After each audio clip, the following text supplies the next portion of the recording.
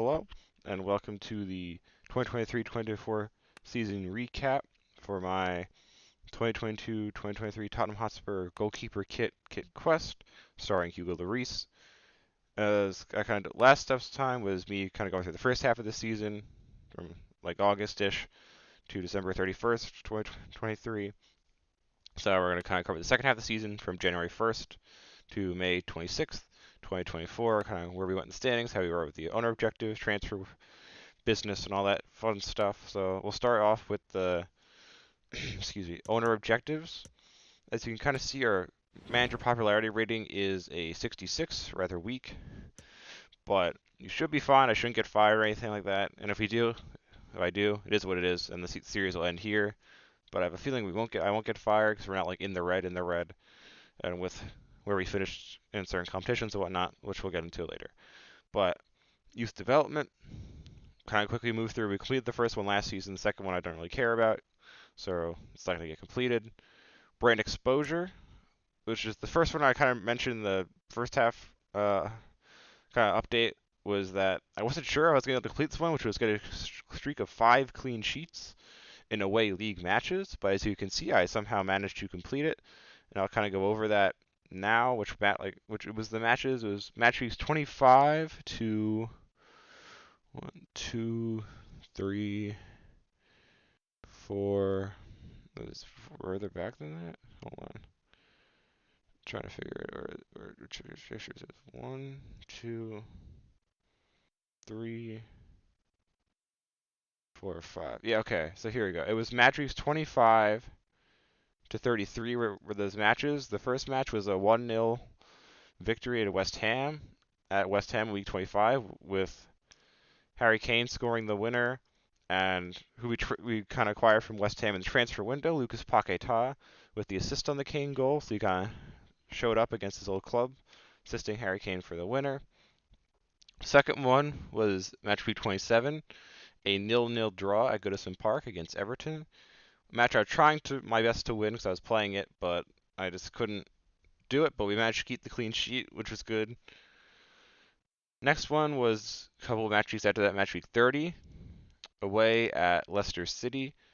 That was a 2-0 win for us, with 2 goals from Harry Kane, a brace, with assists from Michael Olise and Brian Heel. The second to last one was another 1-0 win, this time against Brentford, with a Harry Kane goal and again a Lucas Paquetá assist. And last but not least, the fifth and final was match week 33, away at Crystal Palace, a 4-0 drubbing of Crystal Palace, with a Ryan Sessegnon goal and a Richarlison hat-trick, with Richarlison assisting Sessegnon's goal. The assists on Richarlison's hat-trick were Tanguy Ndombele, Michael Olise, and Rodrigo Bentancur. So that was those 5 matches we had clean sheets in to complete that objective, which I was pretty surprised as able to get done. A lot of it kind of came down to luck, where I think all those matches were ones I was like through the randomizer, whatnot, I was able to play. So me being able to play 5 away league matches in a row, I was able to just really focus super hard on trying to keep a clean sheet. And then in some matches more successfully than others, I was able to go forward and win the matches. Got the 1 draw, so pretty successful in that sense. Which is why also reason why we shouldn't get fired, because we completed the short-term objective. The long-term one we already kind of went over last time, which was the signings of Bruno Guimaraes in the summer window, and the Lucas Paquetá signing, which kind of kicked in at the beginning of the January window, to have 2 out of 4 already, with basically now 2 seasons left to go, to get 2 more players of that kind of quality into the club.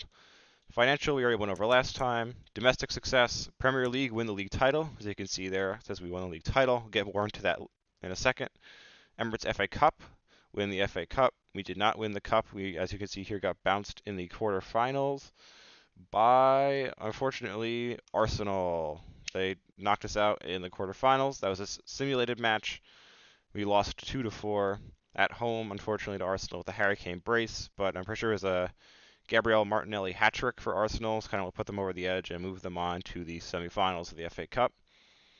And the league we'll get into more in a second when we kind of go over the results and whatnot. Continental success, they wanted us to reach the final of the Champions League, kind of try to repeat like we did to repeat our success from last season, but as you can see, we made it to the semifinals, which I'd say is still pretty good, but technically doesn't meet the board's goals.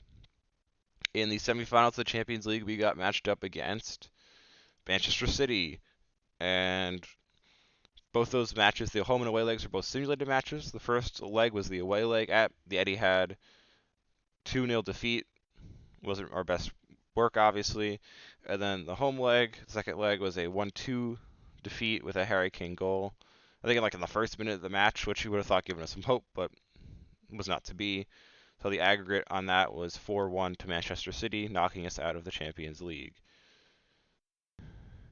Now, since we kind of complete our objectives and whatnot, we will go to the standings, kind of look at where we finished in the different competitions, which we kind of already went over somewhat. But Premier League, as you can see here, we won back-to-back Premier League titles, which I was pretty excited about. We, as you see, finished on 83 points, and the club in second was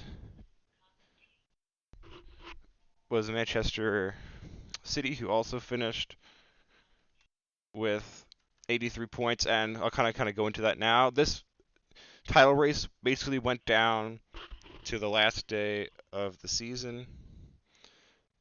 We were honestly for a good amount of the season, we were kind of fourth, fifth, thirdest range. We were managed to kind of push our way up to the table. We were behind Manchester City for a while, and even going into the last match day 38, we were 3 points behind Manchester. We had 80 points. They had 83 points. We were behind Manchester City in the standings, as you can't see here, but maybe I can scroll down. No, that's the wrong button. Oopsies. Let me scroll down here. There's the one fixture. Yeah, okay, there's our fixture. Okay, so last day of the season, we were 3 points behind Manchester City, which basically meant, as you can see, we had a superior goal difference, 41 to 28, which is how we won the title. We won the title on goal difference. Going into it, so basically what we needed was we needed to win against Middlesbrough, and Manchester City were hosting Manchester United and Manchester Derby on the final day of the season. So we needed to win. We needed a Manchester United victory and that fixture to win. First half, we were up 1-0 thanks to a Harry Kane goal with a Harry Kane goal with a Lucas Paquetá assist. And at halftime, they have like the little pop-up thing with like the fixed scores from other fixtures. And I scrolled all the way to the bottom and saw that Manchester United were beating Manchester City 1-0. So I was super excited. We were up. Basically, I knew we just had to play solid defense. We would hopefully win the title if things held. It was kind of continuing to play. And then kind of when you're playing a game, so I did the randomizer and whatnot for Middlesbrough, and I got play, so I was able to play the match to really cut the kind of title in my hands. It was around the 70 minutes of our match, the kind of like little score update in-game like over sound bit where oh my god, what's her name? Oh my god.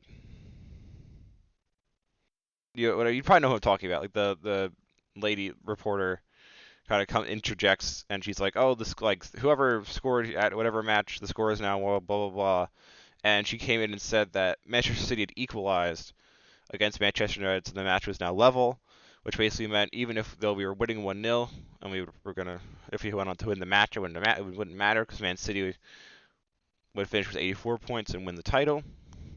So I kind of was like, all right, screw it, we're gonna kind of play however we want. I went a little bit more attacking, and you kind of see we finished 3-0 to Tottenham. The last two goals were both assisted by Harry Kane. He basically assisted his two wingers. First one to Paquetá, the last one, excuse me, to Michael Elise. And I was like, oh, well, that was a good game, whatnot. I guess we lost the title. It is what it is. We put in a good fight. Hopefully I don't get fired and all that jazz. Now, like, at the end of the match, I was getting ready to kind of pause it and go hit sim to result so I could like see more accurately the player ratings to write down the man of the match in my little spreadsheet I have. But as I was going to do that, the commentators started talking about how we had won the title, And I was like, what the heck? How'd that happen? And like the whole, as I would record, like what you'll see at the end of the episode, the whole ceremony again of us lifting the trophy, Hugo and the gang lifting the trophy, celebrating all that good stuff. And I was like super excited. I was like, what the heck? How'd that happen? And as you might have seen when I was scrolling down, as it turns out, in that last 20 minutes of the match, Manchester United somehow took the lead again after City had equalized and held on to win the match 2-1, sinking their rivals' hopes of winning a title and helping us to win the title for the second year in a row. So that was super exciting. I'm super pumped. That's our fourth trophy now. So we got 2 Premier League titles, Champions League, and a UEFA Super Cup. So we're at least next season, as long as, like I said, I get to something in a second, when we play, we should have at least a shot for one piece silver with the Community Shield, and then we can go again for all the other stuff, like the Champions League and all that stuff. But we should have a decent shot at one more piece of silverware next season potentially. Okay, looking at the rest of the table, second through fourth, the Champions League spots went to City, United, and Arsenal. Europa League went to Chelsea. And if you scroll all the way down to the bottom, the 3 promoted clubs were Middlesbrough, Norwich City, and West Brom, and they all immediately went back down, which basically us beating Middlesbrough on the last day of the season helped us win the title and relegated them at the same time, because you can see here they finished with 27 points. If they had managed to beat us or I lost while playing that fixture, they would have ended up on 30 points, and Nottingham Forest would have been relegated instead. So I don't think that's because they are like the recently promoted side. There shouldn't really be anyone on their squad that would probably have any interest in bringing in potentially in the summer window. So it's not a huge deal. But those are the 3 clubs that got promoted. They went down immediately in the same season. Kind of going into the other competitions, the Community Shield we already went over, and as well as the Super Cup. So we'll go into the other 2. The FA Cup was Arsenal over Liverpool. So we lost in the semis. Excuse me, what's it saying? The quarterfinals, I think. Right? Let me just double check. Yeah, the quarterfinals of the FA Cup to Arsenal. They went on to win the cup against Liverpool 2-1. Carabao Cup, where we got bounced in the third round. The third round, it was ended up being won by Liverpool, 1-0 over Manchester United. Kind of going on to Europe in general, Champions League. As I said, we got bounced in the semifinals by Manchester City. The other semifinal was Bayern Munich and Inter. Bayern advanced on pens and went on with. So Heung-min Son ended up being a back-to-back Champions League winner with us in last season, as you saw, and then, as I mentioned, I transferred him, sold him to Bayern Munich for like 130 million pounds. He helped Bayern beat Man City in the Champions League final. So basically, Manchester City had a chance to win 2 trophies, get a double, and Tottenham directly and indirectly pipped them. We pipped them to the Premier League title, and Sonny, ex-Tottenham player, helped Bayern win the Champions League against City. So they kind of went from position to finding going for a double to ending up with nothing. The other European competitions, I don't think there were any Premier League clubs involved, but we'll kind of show them anyways. Europa League was Frankfurt over Milan 2-1. And the Conference League was RCD Espanyol 2-0 over Feyenoord for the Dutch League. So that's kind of it for the standings. Here's the transfers. Nothing really happened because I sold all the players I wanted to sell in the summer window, and then / in between windows I brought in the players I wanted to bring in. So there wasn't any movement on our part in the January window. So we have like a massive, like excessively large transfer budget of like 579 million pounds, which we're probably never actually going to spend. But I guess if we ever wanted to try, that'd be nice. We could. So we have a massively, like, excessively large budget. But in terms of the squad, the only other, I think, player with the expiring contract that I hadn't dealt with in the summer window was Brandon Austin. He asked for a renewal. I renewed his contract for 2 years because he can potentially become, he will, I think, become, excuse me, sorry. He will become Hugo Lloris's backup next season. because Fraser Foster, whose contract's expiring, if you go into the squad hub here, I think we kind of mentioned at the beginning in the other update, but he's retiring at the end of the season, so he'll be out. Brandon Austin, who's one away from being in the arena at 70 overall, and played pretty well in his couple of appearances, 2 clean sheets for us in the Champions League. He could come and step in and be Hugo's backup. Hugo, as you can see here, his overall didn't go down at all this season, which is good. And I guess here's what I was kind of alluded to earlier, is during one of the matches I played during the season, it's like, if you guys are familiar with FIFA, they kind of bring up the sometimes like in game they'll have like a little like commentary story during like kind of a bit of a lull in a match about like a player either like usually maybe transfer news or something like that, or player facing his little club, or player retirement news. And sometimes it could either be confirmed, like this player is 100%, 1000% retiring at the end of the season, or in the case of Hugo, it was like he's considering hanging up his boots. He may be retiring, he might not be retiring. So I'm guessing based on the fact that his status just says a great veteran and not retiring into a season like Fraser Foster's, I assume he's not actually retiring. That was just like he's 37. The game was like, let's create a little overlay thing for while someone's playing, and that's what they kind of came up with. But I assume he's not, so he should be back for a third season, 2024-2025 season. But if somehow Hugo does end up retiring, this will be the last episode of this series, because there's no point really anymore. We've won trophies, and Hugo's retiring, and he's like the focus of this kit quest. So once he retires, the series is done. So we'll see.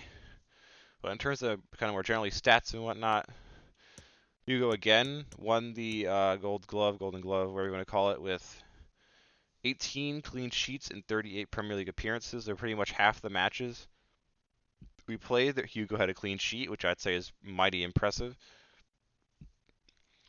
Then in terms of goal scoring, once again, Harry Kane leading the way, 37 goals.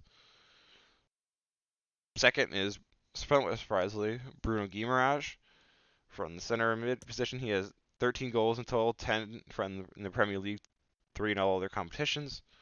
Richarlison bagged 10, which included 2 hat-tricks.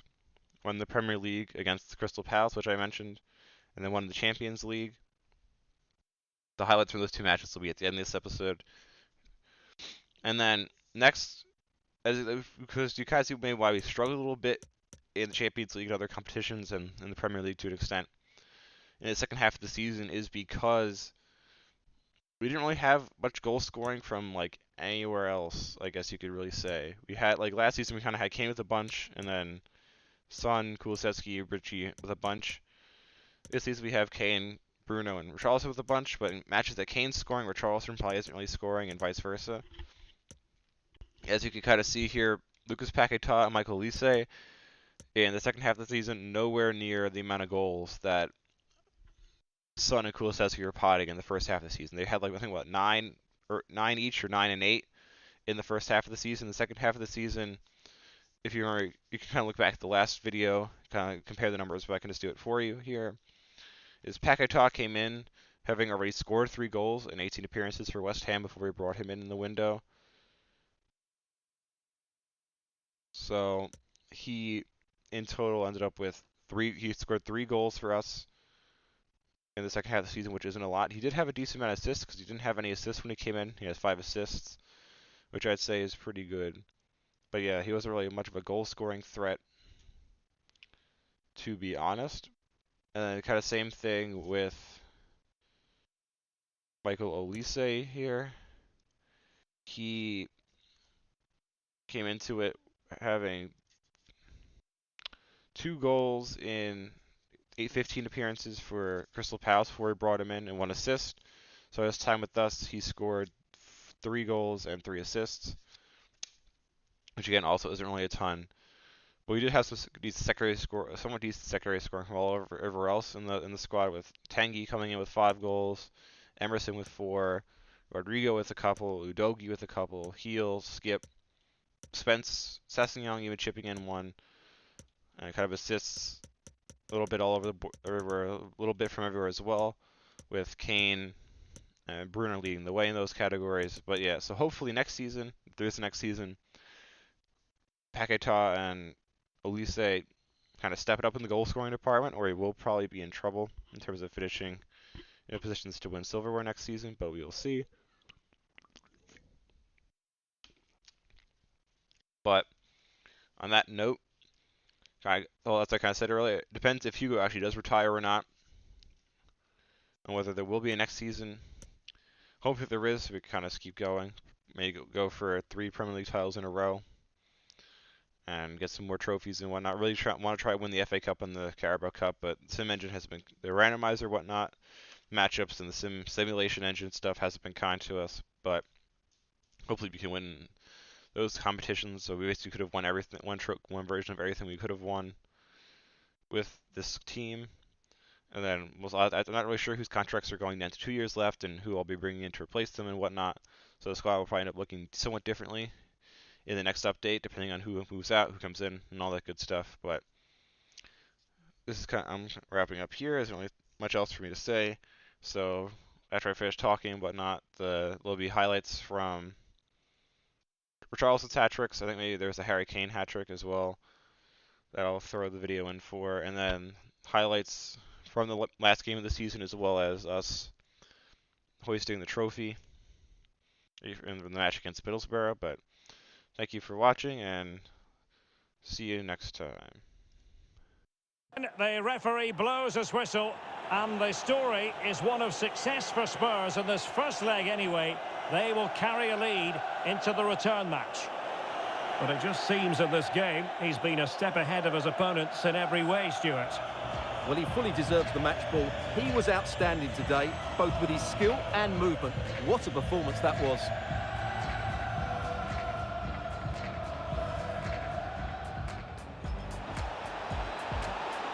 Bentancur. And a goal! They're going to take some stopping now. 2 in front here. How can he take them on and beat them?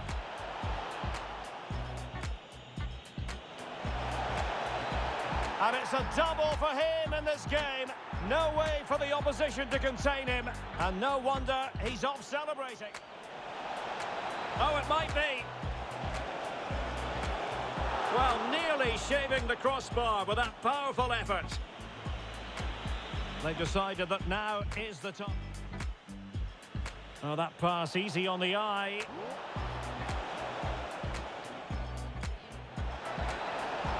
And a goal to seal the hat-trick. A masterclass in finishing. Just can't... Happy one for Tottenham because they get the 3 points from this game. What did you make of it?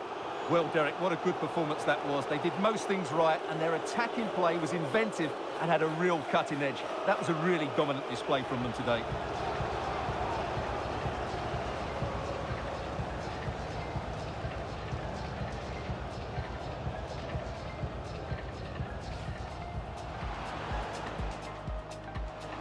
Wonderful chance. High echelon goalkeeping there.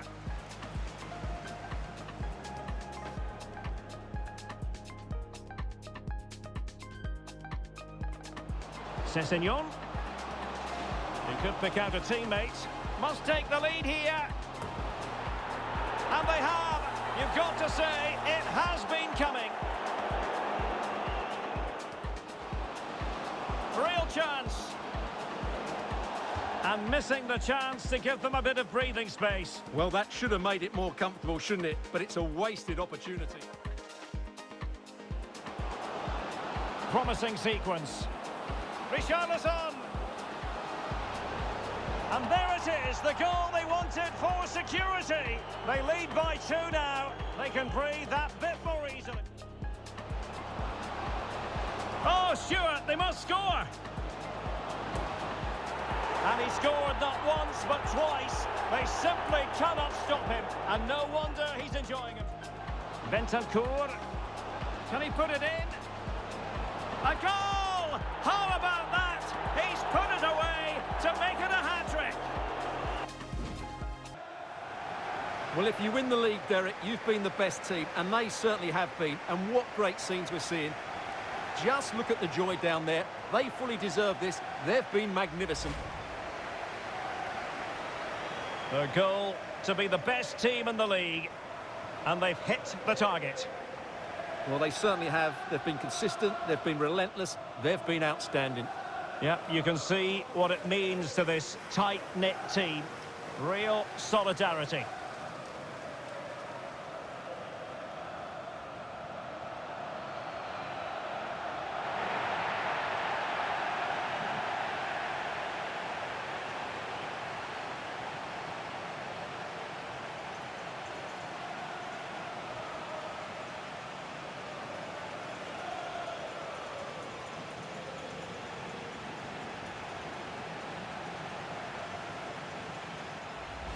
And now the players get to relax a bit and enjoy having the pictures taken. Well, these photos will be cherished for years to come, won't they? Certainly ones to show the grandchildren.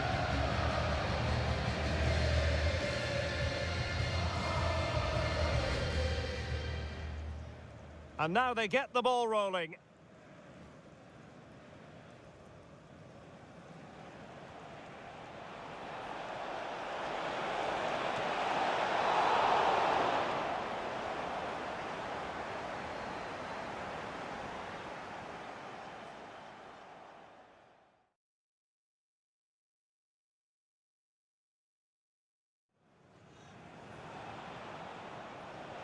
Paqueta. And into the back of the net. Well, they paid the price for their negligence. They let them come at them. But the keeper has his say. And how important could that be in the grand scheme of things? Chance to cross.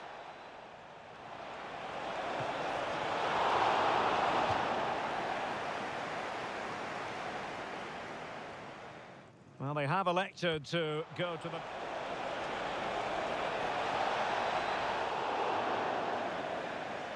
And well off target in the end. Good pressure from the defender to put him off.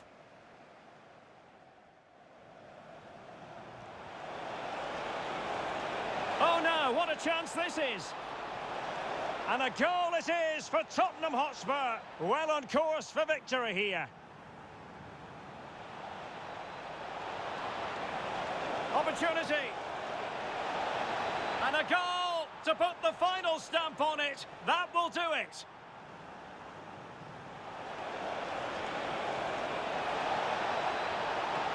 And the keeper there to deal with it. Now they're going to alter things. Here's the substitution.